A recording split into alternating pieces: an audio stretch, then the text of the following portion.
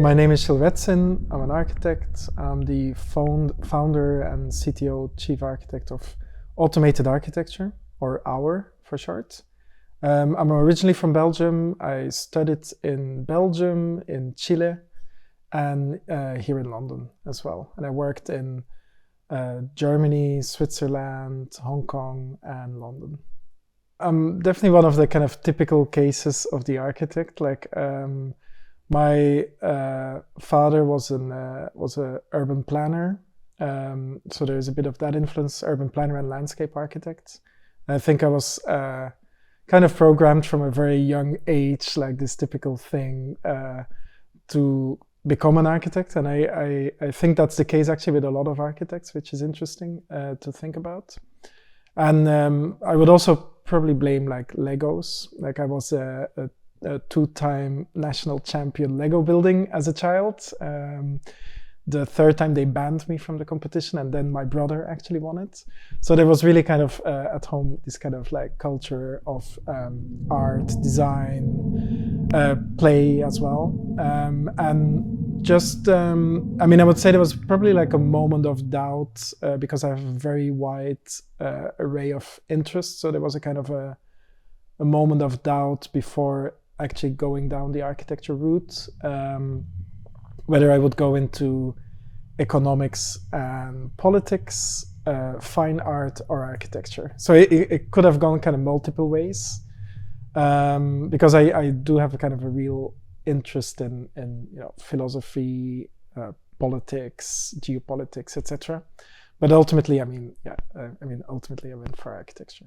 That's also interesting. Like, I mean, back when I was studying, it was never really a question if I would study somewhere else. It was just like a given. It was the closest architecture school to where I lived. Back then I didn't even know that there were, famous architecture schools or good architecture schools, or there was like literally nothing on the radar. So I just really went just to the first school that, the closest school, which actually right now is a really good school. Like it's really kind of well known now as part of this kind of trend of Belgian architecture, etc.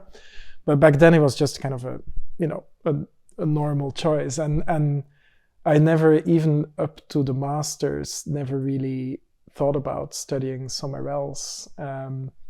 But I was lucky that in my fourth year, I did my fourth year of architecture school. So that's the first year of the master's. I did it in Chile at La Católica.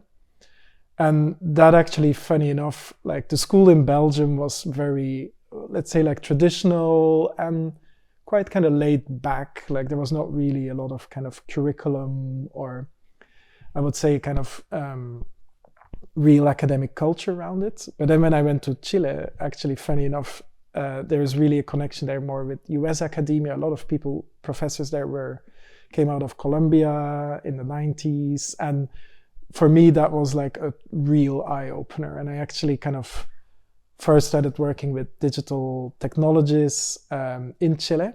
And and that then sparked something, right? And then after I graduated, I worked in Germany and Switzerland to essentially try to save some money to be able to come to London. So I had met one other Belgian, Christophe Krolla, who's now teaching at Hong Kong University, and he went to the AA DRL program. And I met him in my fifth year of architecture. I was blown away. I was like, this is amazing.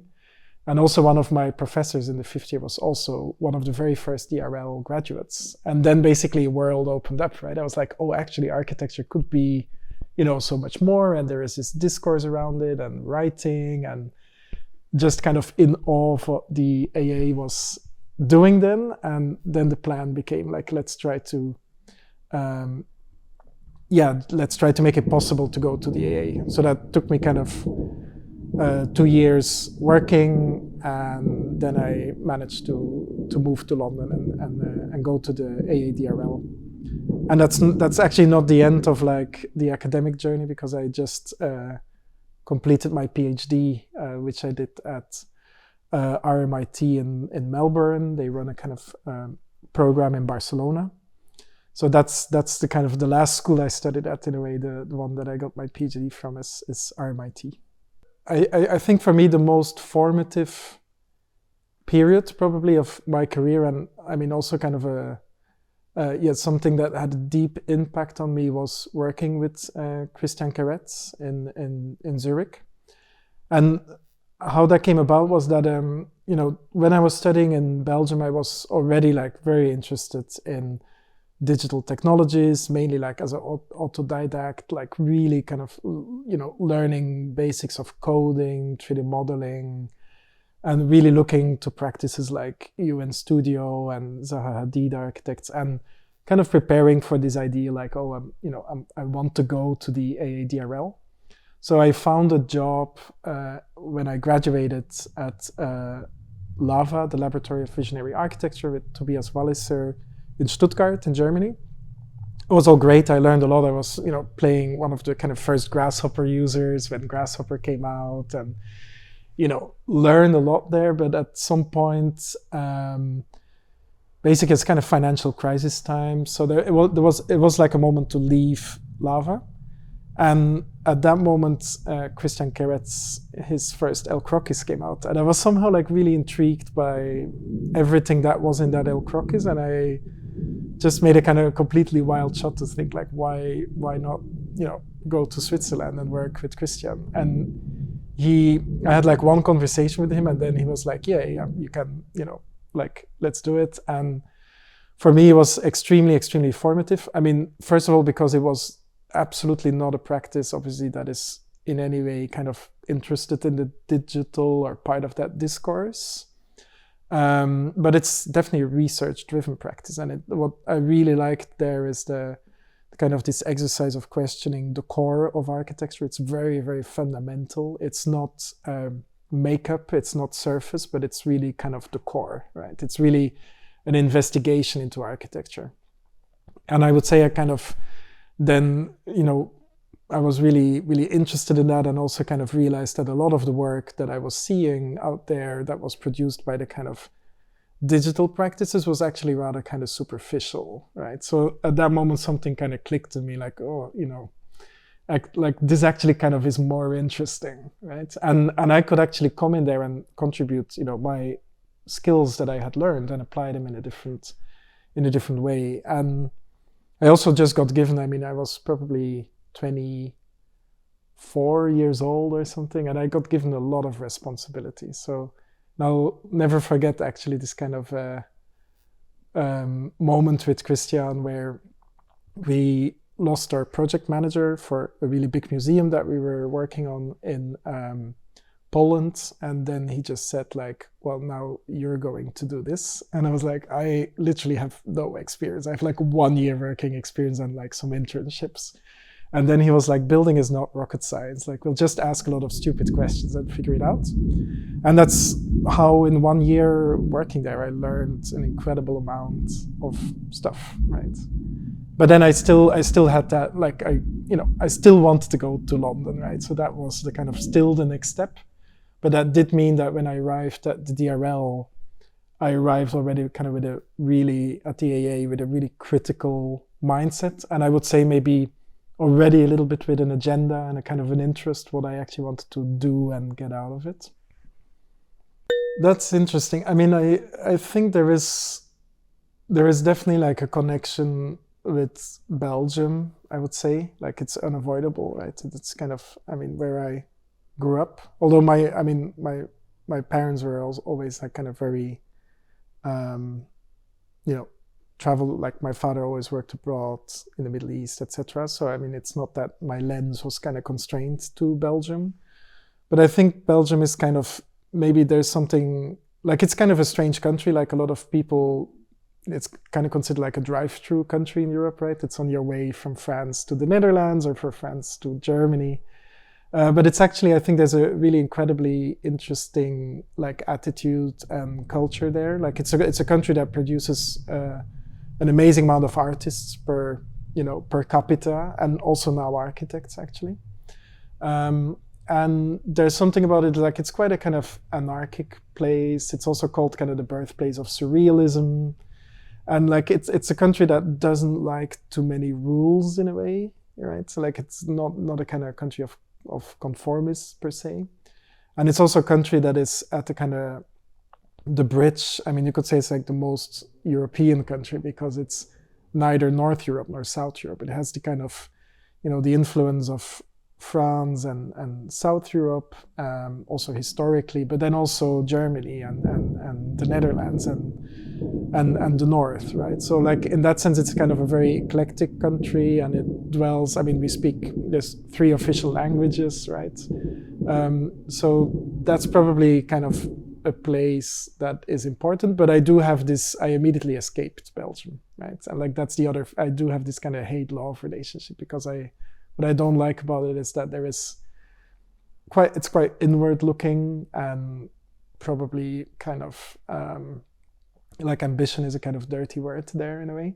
So I have this kind of hate-love relationship. And now it's interesting with what we're doing now with automated architecture is that we actually do a lot of work in Belgium. So for me, it's kind of a way to, after, not having lived there for, I forgot how long, maybe 18 years or something, to kind of come back and try to do work there and re-engage with Belgium. So that's interesting. And like, I mean, for me, home is London though. Like I think if you think about what has been ultimately most formative, it's being in London and the community that you built in London as well. Like, because like London is such a weird place. Like it's truly a world city, and especially when it comes to architects. Like it's a city where you somehow, like wherever you go in the world, there you will meet people who have the London link, right? And they are from anywhere in the world. And you can like, go to an event in China and you'll meet someone who has studied in London, or you go to the US, someone has been to London. So I think London is extremely powerful in that sense, in this kind of architectural or design world, right? That there is this, the London link. I mean, there is a series of cities that I visit very regularly, or that I have been many times over many years, which kind of become like places that and that you have a kind of a desire to come back to. So I mean, it's definitely places like Barcelona, Los Angeles,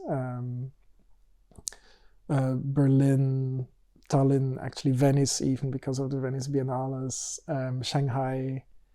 So like those are places just kind of that are part of, like have been really kind of like a part of my life and kind of impacted me. And I would say like places that really, maybe to pick kind of 2 that were kind of, for me really exciting.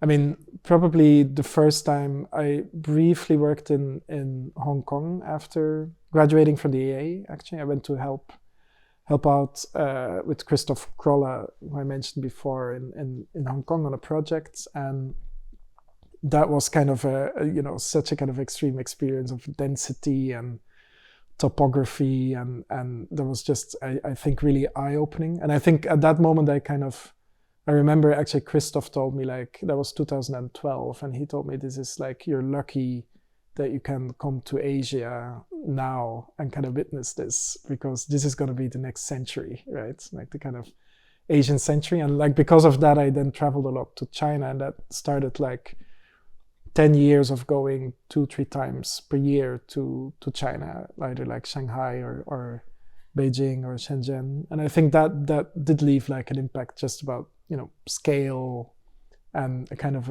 maybe a sense of time, right? That the times are changing, right? And there's so much kind of happening in the world beyond the kind of Western perspective. And like for me, that was really kind of eye-opening, right? And I'm still super interested to even, see what's happening in the architecture scene in China or in countries like Vietnam, for example, like what's happening there.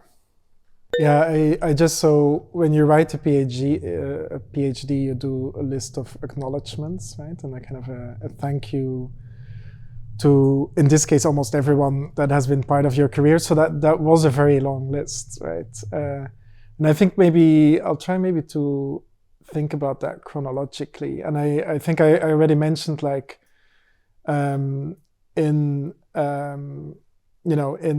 La Católica was for me eye-opening, and there's two professors, Claudio Labarca and Rodrigo Kugalowski, who were there really as kind of mentors and just opened a kind of a wider perspective for me.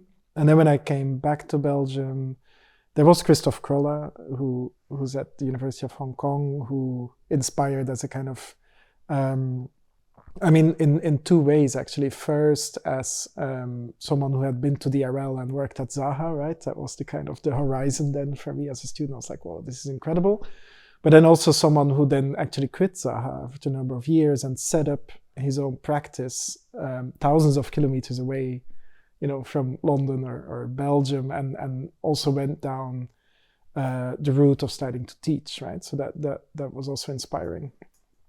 And I think then, the figure of Christian Keretz, for sure, really kind of, his thinking, his architectural discourse, and like until today, we are still actually in touch relatively often. So we do like a number of phone calls. I try to help where I can, and he does the same thing. So there is that kind of link. And then there is, I would say really in London, what was really formative was the kind of the peers, right? Like actually people from my generation that we kind of banded together and really started to create a bit of a movement, you could say. And there's people there like Jose Sanchez, who was actually the teaching assistant when I was at the DRL. So that's how that link happened. But then also to my two dear colleagues that I started teaching with at the Bartlett, where we're running our lab. So that's Manuel Jimenez Garcia, who's also a DRL graduate. So he was 1 year ahead of me in the DRL. And then Molly Claypool, who now, today is also my co-founder at AUAR, who was also a teaching assistant at the DRL. And so like in terms of peers, and then there's a few other people like floating around that group that are really important, like Casey Ream, who's at SciArc, Daniel Köhler, who was also at the Bartlett for a while actually, and is now in Austin, the University of Texas. And then there's also people like who are a bit older, you could say, like Philippe Morel and Alisa Andrasek, who also kind of passed through the DRL and then were key people in BPro. Like Alisa was really kind of really kickstarted the AD program in BPro. And I think they were both really inspiring as designers, and then ultimately also, in a way are a bit of like mentors. And then probably also my PhD supervisor, Roland Snooks, is a really important character. So when I was at the DRL, I studied with Robert Stewart Smith, and Rob and Roland used to have a practice called Kokuja, which was one of the kind of avant-garde design practices. And we were really like, that was like really the work that we were looking up to and really inspired. And then I had a chance to work both with Rob and Roland at Kokuja and work at the office just after I graduated from the AA. But then Roland later on became my PhD supervisor, so we became really, good friends. I had lots of heated debates. We do quite different work, but yet we have a lot of overlaps and shared interests, and so he's definitely also in a kind of category of mentor. Like there's so many, right? Like if I kind of go through this list, there's probably also Theo Lallis. He's a Greek-French-Belgian architect who teaches at the AA. He used to work at Asymptote and Future Systems in London, and he's someone who probably mentored a bit on the kind of more around running a practice and setting up contracts and how to kind of yeah, like just he has a really inspiring model of like he built his own house in Greece and really kind of showed the power of being able to do that.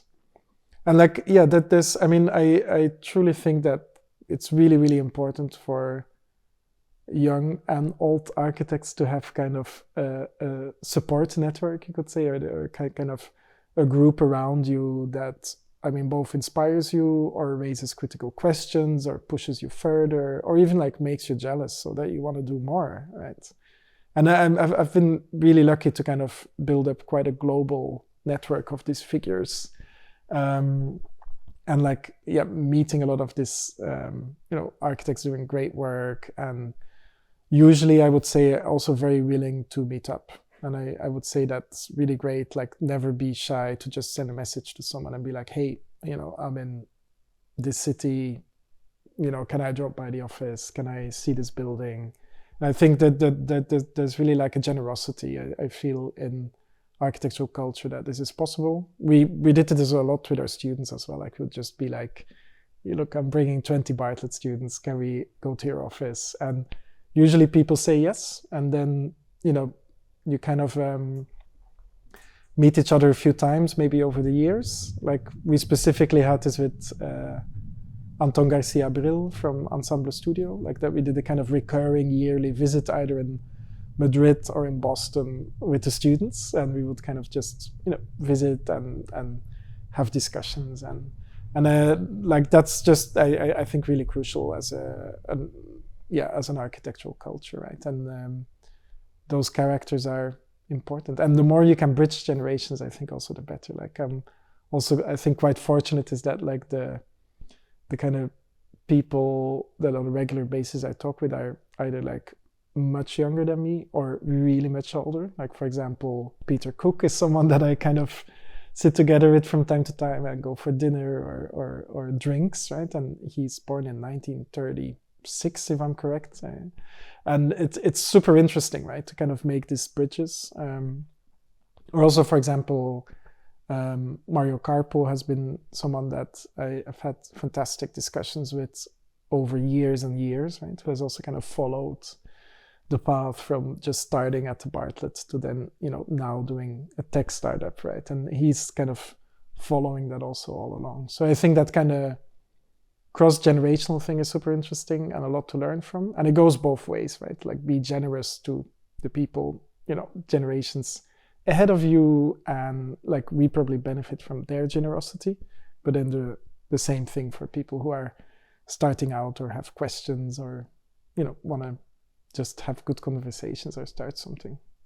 As I mentioned already, I think when I arrived at the DRL, I already was very interested in doing things differently or asking kind of maybe different questions, right? Like I had this kind of interest in like the core of architecture, and also a kind of just a broader interest in the kind of meaning behind why we do certain things or don't do other things, right? And it's always been a bit in my nature to be a little bit of a rebel and to kind of push back, right? Like in Belgium, when I was studying there, it's a traditional school, and that's why I was kind of so attracted to like, well, maybe we can do things differently, right?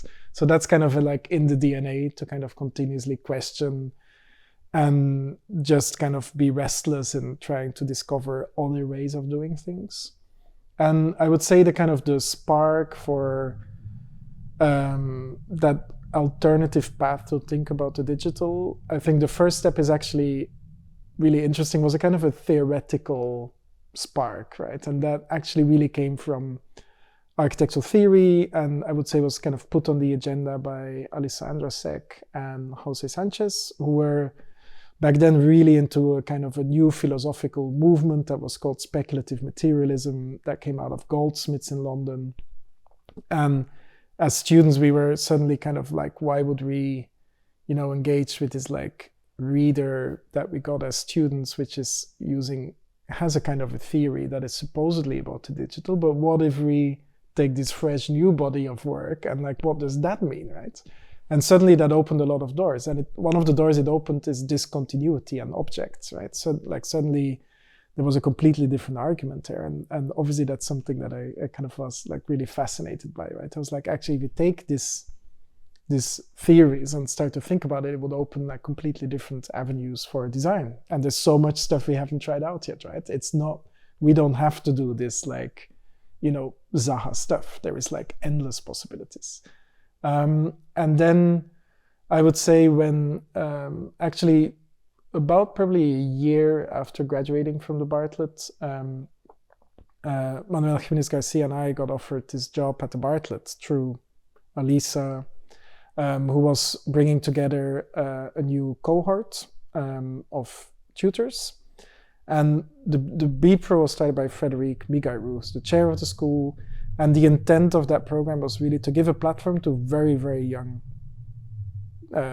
teachers, but with the idea that they would become designers, right? Like it was not about the kind of like just teaching, but they wanted to kind of encourage people to start up a practice, potentially even like a movement, right? And I think Frédéric did kind of brilliant in setting up the platform that way and not being like, oh, you know, I want famous architect A and B and like, you know, like for him, it was all about people who had not yet kind of, you know, who had interesting work and who had the kind of the spark, but like giving them a platform. And the same with Alisa, who really, you know, truly is like just very intrigued by these things, right? And she was a bit like the curator, bringing together an interesting group of designers and people.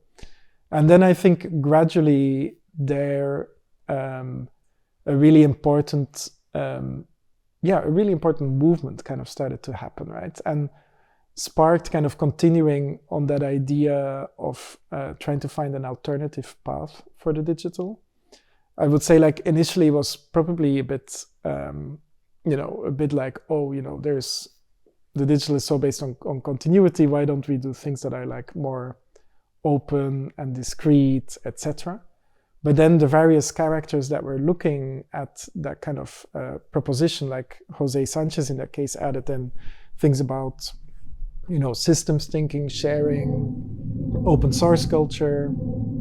And then people like Mario Carpo, you know, completely different generation, maybe added a bit kind of historical contextualization to this. And suddenly there was a lot brewing, right? And everyone suddenly, I mean, from very different perspectives, I think some people just love the aesthetics, other people love the kind of the political possibilities, etc., etc. There really started to happen something, right? And I think if you fast forward to today, now the Bartlett is kind of known as like the kind of the pixel school, or like the discrete school, or voxel school, like, and that language actually, which is really fascinating now, has kind of escaped the boundaries of the school, and it's actually permeated the view, which is, I mean, maybe a bit controversial, right? And but like if you look at all the number of recent projects for NEOM, for example, in Saudi, they're actually designed kind of like in Bartlett style, you could say, by really commercial practices. So that's a kind of a super strange thing to witness, how fast this has happened and how also now obviously completely detached this is from the original thinking behind it, right? Because I mean, we kind of never intended this to just be like a style. It was really about doing things fundamentally different. But then you can see how it kind of as a style could be just kind of picked up to clad or fit out the building to look like a Minecraft voxel assembly, right? So, and like just to point out in that journey, there's actually kind of an interesting moment where the social and political agenda became really important. And that's really kind of the moment when Molly, me, and Manuel started to really think about making this a decent proposition, right? And we were really interested in housing as a lens, right? And really started to ask these kind of questions around looking at like no longer talking about digital tools, but talking about automation as a term, because automation is arguably, it's a new economic system with social and political repercussions, also aesthetic repercussions, that is really reconfiguring our world. There is a striking parallel with mechanization, right? So if you know a little bit about architectural history, then you know modernism is related to mechanization. And then we were like, oh, you know, we could make this parallel with automation, right? So we wrote a book about that, and then really started to understand also the a line of thinking around digital technologies that are actually contextualized in economic and political systems, and that also, really the possibility to think then about how you could make a change or a difference in the world when you address the kind of the both the economics and the kind of social impact of the economics, right? And I think that's a kind of a key moment for that group of people in that respect. Yeah. I mean, it's super interesting to reflect on the kind of the trajectory of like the digital, or like whatever that may mean, right, in architecture. I think, I mean, for a brief moment in time, probably between like, the 90s and early, like mid 2000s, it just meant kind of maybe one thing, which is kind of continuous form making and complexity, right? Which was actually very much associated with modeling tools and not so much with computation, right? There's actually like further back in history, there's obviously kind of more out of necessity, as there were no software packages, more kind of really an interest in systems and pure computation.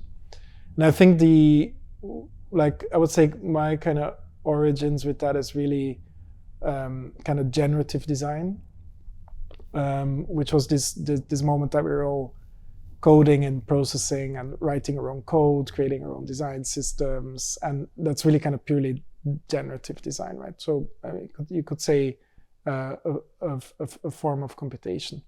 And I actually think that right now we are in a very interesting moment, because I think now obviously like the trend outside of architecture is like no code, right? Like there's even questions like Jeffrey Huang from NVIDIA even said like you should no longer learn to code because AI will just do the code for you, right?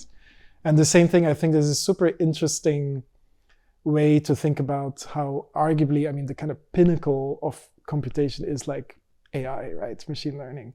But that is actually removing computational processes from architects, right? Like suddenly, you can just generate like incredible things using a bunch of like preset AIs that we don't even ever have capacity to train or develop ourselves, right? And like that's, I think, quite fascinating, because ultimately, if you think about the kind of computational systems that we were building before, experimenting with, they're actually quite explicit, right? They're ultimately kind of rule-based, maybe sometimes really complex rules, but they're kind of rule-based, right? Whereas then like with AI, it's just like thrown open, right? And like one of those things that if you work with rule-based systems is they're always like indexical to the algorithm. Like that's one of the things I always kind of was most critical about, is like a building where you can clearly recognize the algorithm that has generated the building. Like, I mean, I get that there was a fascination with it at the start, but then it's a little bit like, boring at some point, right? And like with kind of, I think with AI kind of forces us to completely rethink what we as architects actually have to kind of do with computation, right? And this being said, I think it's an incredible skill set to learn, right? And it's also a way of designing ultimately, and of looking at architecture. But there's definitely it's definitely an interesting moment in time to now question where you kind of want to position yourself, right? Yeah, so I mean, the story of automated architecture is essentially that we, Molly and I had been doing about, probably like a decade of research together with Manuel on robotics, generative design, AI stuff, always applied to housing, right? I mean, at least at the later stages. And Manu had started a company, Nagami, about 3D printing, like taking building on some of the kind of 3D printing research that we did initially. And that was like super inspiring, right? To kind of see how architects could actually start companies, and how you could, let's say, kind of escape the limitations of academia and do something in the real world. I mean, we also saw how difficult it is, so we had kind of, we could really follow that journey.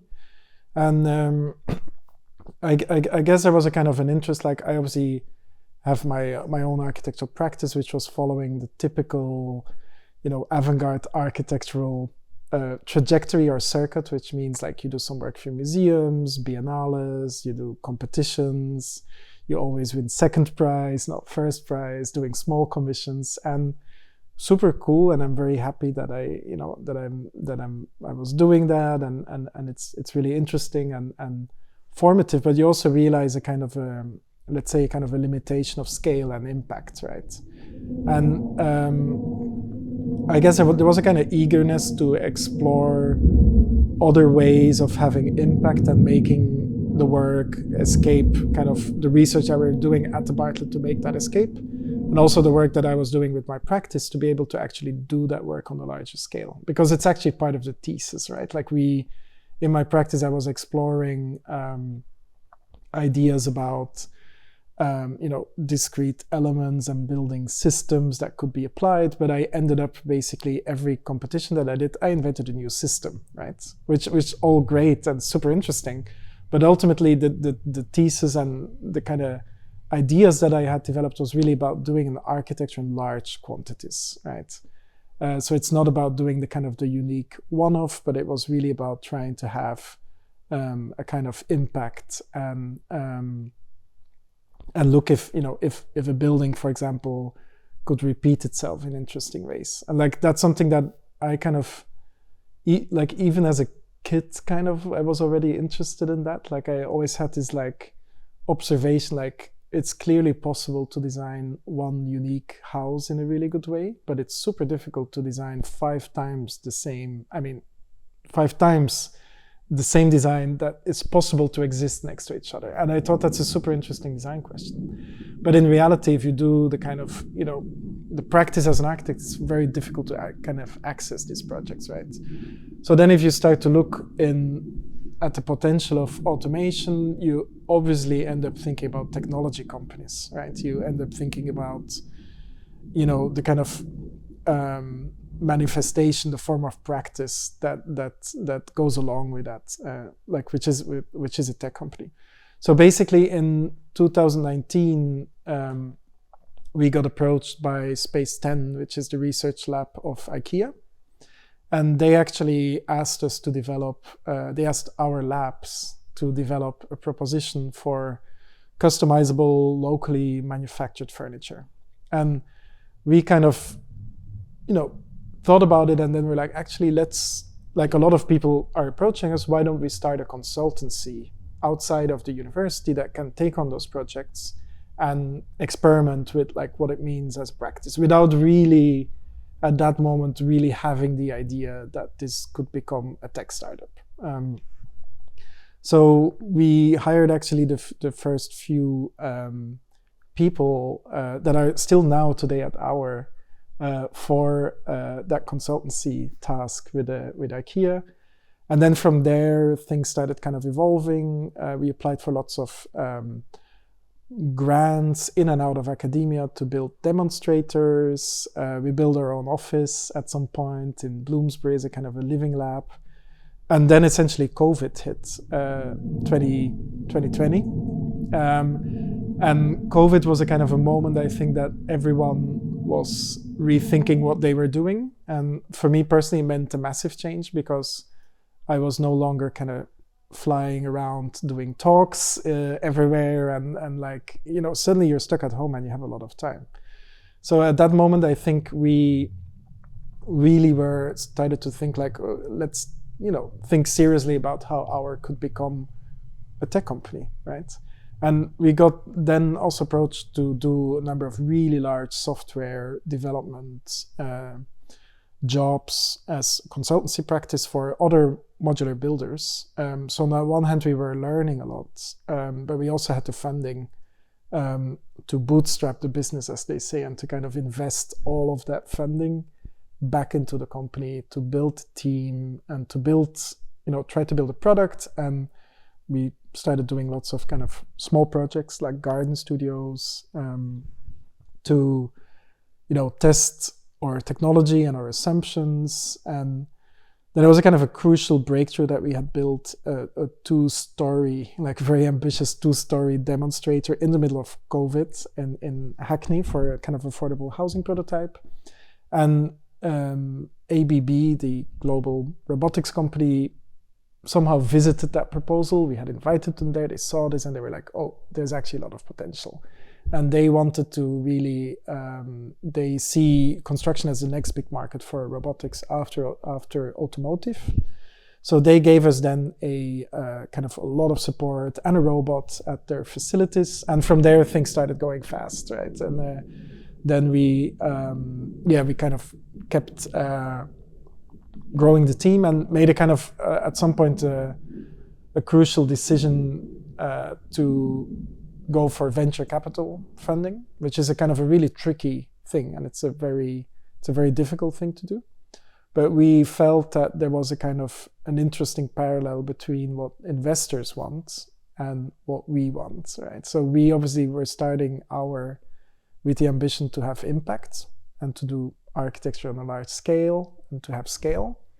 And then the investors, their interest is also in scale, right? Like they are obviously investing money in you because they hope you will scale and will have a lot of impact, because that means that they have a return on investment. So there's a kind of a really strange marriage that maybe a few years back I would be like really kind of critical of that model, but then we realized it's a super interesting model to think about. And the contrast with an academic grant couldn't be bigger, because basically to get an academic grant, which is like actually quite a small amount of money, you need to spend months and months working actually in unpaid free time. And it's very, very frustrating. It's extremely difficult to get. Whereas actually to, pitch to VC, you can, takes 5 to 10 minutes. And, they like it, they don't like it. In most cases, they don't like it, but they will actually kind of, create a new link and they will send you on, and maybe this person will like it, right? So it's actually a really interesting model to look at. I mean, it has a lot of risks. It's very difficult, very low chances of success, but it's still interesting. And then we also discovered that in terms of like VC funding, that there's actually, first of all, a lot of architects who are doing kind of, startups and companies now and are applying their knowledge in these new models of practice, which I think is super, super interesting. And we also discovered there's things like, for example, climate tech, like companies that only invest in sustainability, like companies that can change climate change, right? Like reverse the climate emergency, and impact funds, for example. So that's really interesting. And I would say that's probably actually now one of the things that I find most fascinating is how architects are developing new modes of practice, right? How they are rethinking and experimenting with how we practice architecture. And that's I think something, ultimately it's out of necessity, because the model of the architectural practice is so broken, right? And like we all know that traditional model, it's either, you have really rich parents and you build your first house, or, you kind of need to be really, really good and a little bit lucky to win like a massive competition, but you will have blood, sweat and tears to do it, etc. And it's still hard to scale, right? And I think what I find super interesting now is all these different modes of practice that are emerging, from people doing films to startups to design kind of product-based companies, to really kind of like ultimately I feel it's a bit like resetting architecture. Like there's such an experimentation around that model that is super fascinating. I mean, I obviously running like a tech startup is mentally quite intense, right? So it's like always on your mind, and it's very, very present. I think there's something interesting for me is that I can really practice architecture through the tech startup. So it's not that I'm no longer kind of doing what I want to do, right? So it's deeply connected to other practices like writing as well, and practices like designing and drawing. Like it's such a kind of a part of what I do anyway. Like it feels very natural. And I would say kind of outside of like the startup, right? And I don't know if you can call it work, because for me it is a kind of a project and an experiment, just like any other thing that I've done before, like building an experimental pavilion or starting a tech company. They're projects, right? It's a project. But like outside of that, I mean, I'm someone who loves like reading and writing and just tinkering with things, right? So I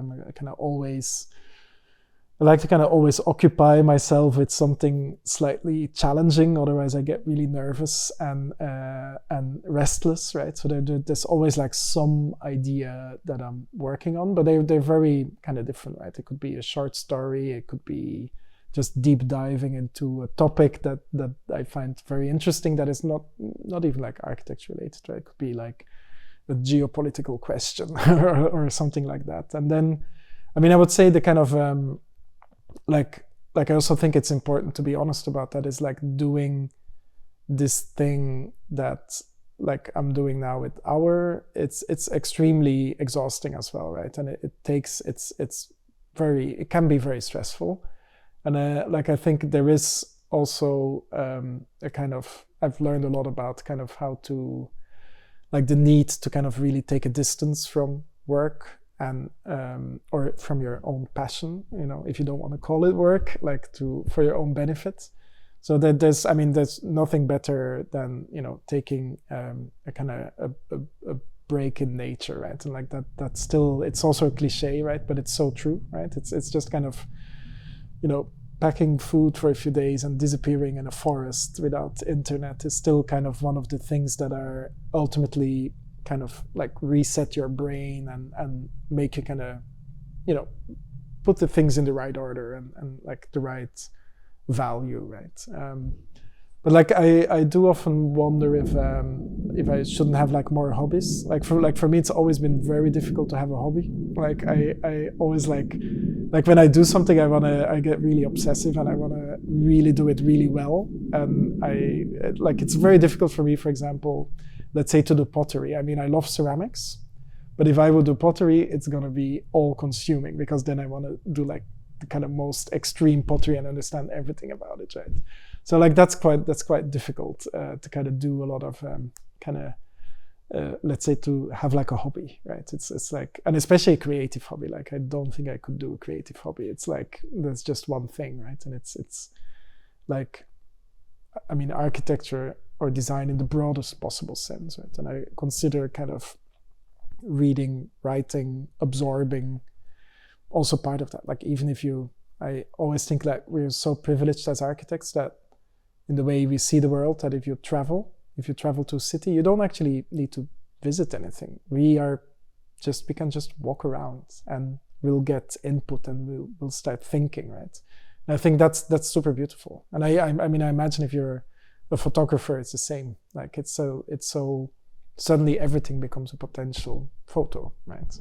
So I think that's, I mean, it's maybe something typical for like creative people, right? That like everything becomes a kind of a subject. Yeah.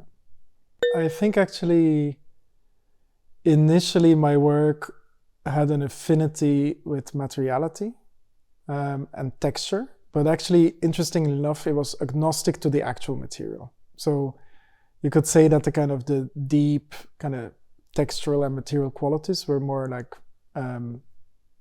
signifying a desire for things to be deeply material rather than actually being material. And then gradually, I mean, I did quite a lot of like experimentation, but I landed kind of doing a lot of the installations. I landed on timber just because it's a really accessible material. It obviously also has a lot of like really beautiful qualities. It's very old, right? Yet then there's all this kind of new engineered timber products on the market that are these beautiful kind of combinations of old and really novel. And yeah, it's just a kind of a material that, I mean, maybe you could say out of necessity that I started to work with, right? And then I mean, in the context of AUAR, there's obviously like many reasons why timber is a great choice, because maybe more logistical reasons. I mean, it's a carbon sequestering material. It's easy to manipulate. It has actually really good kind of predictability and tolerances, right? Which is great for robots. And yeah, and it's a material that there's such a amount of development currently ongoing around timber that it just makes a lot of sense to do housing in timber, right? And like it is ultimately like a kind of a climate solution, right? If you can really scale up timber housing, which is currently not the case, right? Like, I mean, obviously in the US there's a lot of timber use, but the houses produced with it are not necessarily, high quality or low energy homes. So there is that kind of like potential of timber to really power a kind of a new industrial model for housing that is using local materials, that is producing high quality buildings, that is making things more accessible, that is making a great case for automation. But I'm not like, it's not that that I'm only interested in timber, right? So I actually, I mean, for example, I do have, for example, really an interest in stone as well. Would love to do things with brick. I think brick is super smart. It's also a material that's ultimately circular if you do it well. So, I mean, I do have a kind of an interest in looking at kind of using the right materials at the right moment, right? And kind of thinking a bit along those lines, like what could be the role of timber or stone in combination. And yeah, there's just something really interesting about working with different materials and about kind of understanding their constraints and how you collaborate with them and like what they impose on you, etc. But I mean, yeah, it's just I think timber has this possibility to really like it's more accessible, right? Like if you want to start a practice working with stone, you're looking at really heavy equipment and suddenly it becomes much more difficult, right? So, yeah. I actually like, and this may sound a bit superficial, but I think one thing that I've learned recently is actually the importance of kind of, I would say like, yeah, a kind of a commercial instinct. And it's maybe also a bit of a cliche, but it's actually, like a commercial sensibility to work actually helps you learn a lot because it means you need to understand who wants your things, right? And like it's a way of engaging with, I would say, the kind of forces of reality and like that ultimately make our kind of contemporary society work. And it's a super interesting research to try to kind of understand more, what is at play and how can you build the business, what are the models behind it. And I think we don't talk about it enough in architecture. And I think ultimately it's doing a lot of people a disfavor, right? Because it's almost like, oh, that's dirty, right? And it also kind of, I mean, I understand that position, but like if architecture is considered almost like a kind of form of like art practice or a hobby, it also means it's not accessible to many people because you need the backing, right? So I think there's a certain kind of snobism with a lot of architects that they're like, oh no, we don't like commercial stuff, it's bad. But that's also maybe because they're in a position that they don't have to like commercial stuff, right? And I think that's one thing that in hindsight, I think is just like really, really, really important that we need to talk much more about it in education and in our networks and be more open about business models and commercial strategies. And I also think it's important because obviously like they shouldn't exclude each other. It's not a false dialectic. It's not because it's, because there's a commercial instinct, let's say, that it's architecturally not interesting, right? Like I think the real challenge for architects is actually to make things commercially viable while remaining culturally valuable, right? And what we see now in the kind of current situation is it's either or, right? Like either you have a kind of an artistic boutique practice that is funded with your inheritance or whatever, or it's a kind of a massive commercial company that is doing really uninteresting work. And I don't think it necessarily has to be that, right? So I think that's kind of probably a lesson in hindsight that is important. And then, I mean, other things maybe it's just about, I do think it's always great to, think different. I think that's like, sometimes you think it's just because like, what's the point, like why, right? But I think it creates knowledge, and it contributes something, right? And I like, that's definitely kind of, I think, something just super important, right? To always try to understand if there is another possibility, and if you can do things different. I actually think we live in a kind of an interesting times, right? So on the one hand, like, there has never been as much good architecture as there is today. Like, I mean, I always give this example of like the, El Croquis magazines, or Arquitectura Viva, or 2G, whatever. Like, there's so many good practices. It's like a Cambrian explosion of like incredibly interesting practices who all have an interesting story and are doing like fantastic projects with a lot of care and a lot of detail. And there's so much kind of creativity and like design culture, right? But at the same time, this practice is kind of, if you count all of those houses together, it's like we're talking about like maybe 500 houses a year globally, right? So who is this benefiting? Who is it for, right? And I think that is really like, this situation that we're in now is a kind of a result, I think, of like 40, 50 years of postmodernist thinking, right? Which is basically, architecture had a purpose during modernism. And there's a lot of things that you can disagree and, talk about that were not perfect, but it had a purpose, right? And the purpose was to kind of create the best possible places rather urgently for people to live in, right? It was kind of something that was really serving a very clear purpose in the world. And I think by the kind of this, there's obviously also an economic context, because that purpose was funded by governments, right? It was kind of a tension between the East and the West, and it was ultimately maybe government funded, right? And I think if you then look at the past few decades, what you see is a increasing marginalization of the purpose of architecture. Like, suddenly the purpose was no longer really societal, but it was kind of expression, like a form of artistic practice, that suddenly it's about, your kind of like desire to shape something in a specific way, or it's a critique, or it gets really, really blurry and difficult to understand like what the value is, right? Like, it either gets hyper intellectualized and ununderstandable and no one's interested in it, or it just gets like, super complicated and like not clear, again, for purpose. And like, interestingly enough, that's also like where I would really put the shift between, the work that I'm doing and my generation is doing, and the previous generation who was working with digital tech. That's a form of postmodernist kind of exuberance, let's say, right? And like, what we're really looking for is purpose. And the interesting thing is that there's actually no lack of purpose. There's actually an incredible need for architecture today. Like, we're looking at, on the one hand, at the climate crisis, right? And on the other hand, we're looking at a massive global need for housing, which is 2 billion homes that are needed by 2050.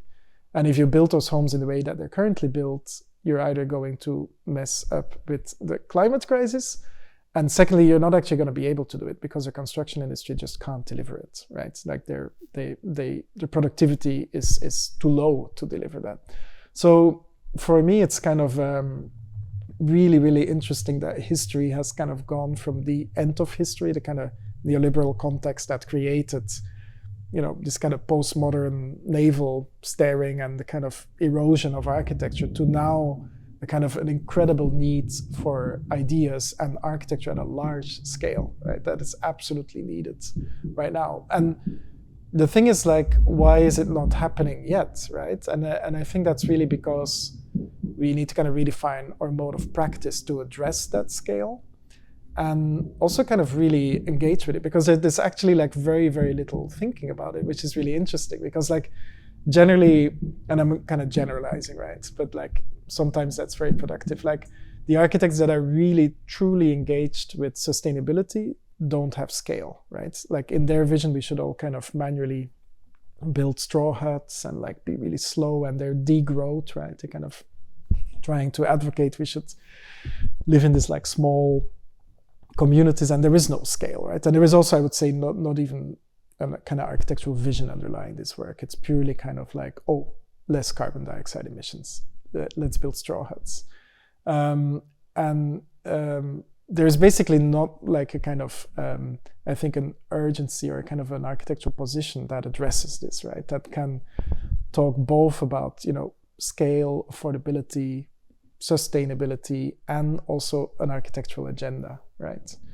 And I think that's kind of, ultimately that's, part of what I'm trying to do, right? Is to kind of show that these things do not oppose each other. It's not because you're interested in affordable housing that you can't be interested in beauty. And it's not because you're interested in scale that you have to be, agnostic to like the climate crisis, right? And that you can't have a bold vision, right? Like these things actually all need to kind of come together to do that. And if not, if we don't manage to kind of add architectural discourse to this question, then the world will consist of urban planners and interior designers, right? And buildings are then just a kind of a logistical operation in between those two scales, which, we don't really, which we will not take part of, right?